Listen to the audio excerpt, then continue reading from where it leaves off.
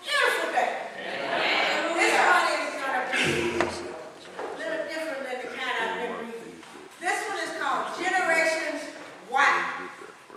Now, the first one is me and the rest.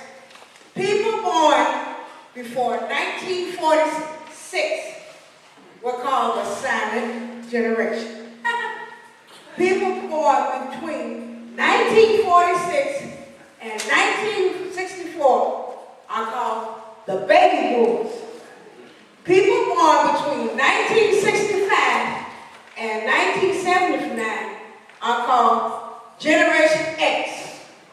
And people born between 1980 and 2010 plus are called Generation Y. Why do we call them Generation Y? Now get ready to tell you. This is what they say to you all.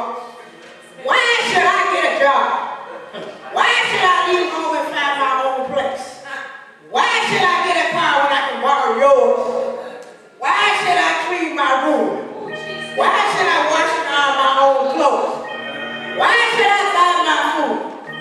That is why the last group is called Generation Y.